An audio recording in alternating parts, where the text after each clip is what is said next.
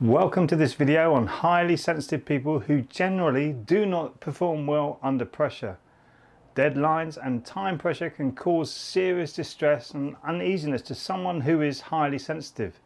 They are more at home with themselves, taking their time and giving their full focus on the task they are doing. Deadlines and time pressure are a real and stressful distraction to a highly sensitive human. Rather than just being able to focus on the task at hand, the added pressure of a deadline can be the death of creativity. It is rather like how we look at time in the West compared to the East. We tend to look at time from a linear perspective in the West. We have timelines and deadlines and projects that have time when they need to be finished.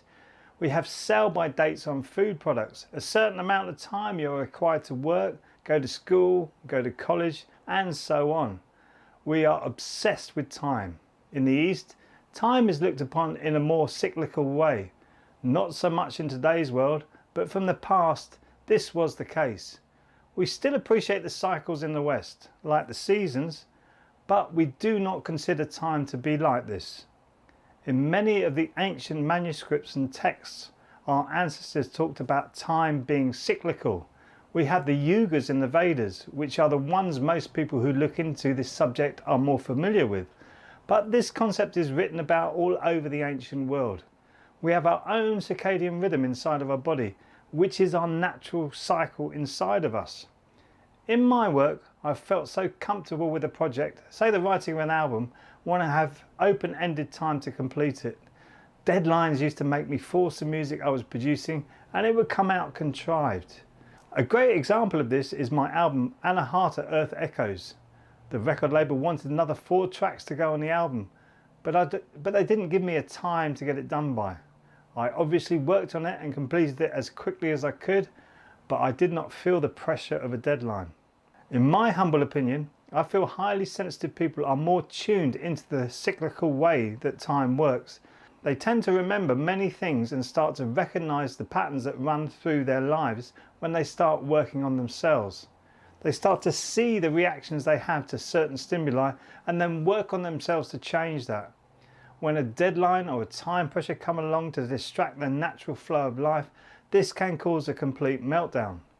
When they get pushed too far with this, the alarm bells start ringing, the red lights start flashing, and the result is not usually good for anyone.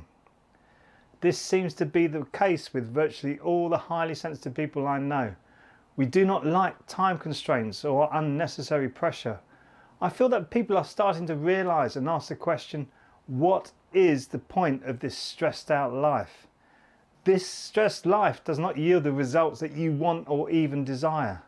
More highly sensitive people are starting to see that we live in an abundant planet, and yet there seems to be so much lack. More highly sensitive people are moving into the world of working for themselves. This enables them to set their own agenda and work on their business in their own time. Imagine that, if you could work on your business and make it your own. You do not have to compare yourself to anyone, and you can work to suit your own rhythm.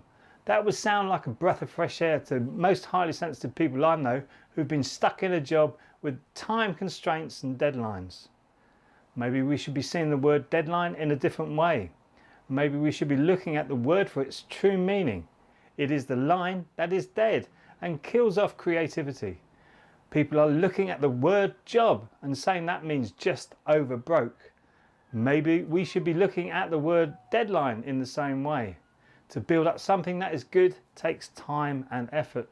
Highly sensitive people are more than capable of putting in the effort if they are given the time. The world is changing quickly and some humans are not adapting well to the change. We will look into that area in the next video. If you want to explore your highly sensitive nature and want more help in finding the best version of you, I run a coaching course called the Dream Method. I've created a free webinar with the 5 steps laid out for you in an easy to understand way. All you need to do is click the link below and watch the free webinar. If you want to work more closely with me, it is self-explanatory what to do at the end of the webinar. See you in the next video, and remember, be well and keep shining.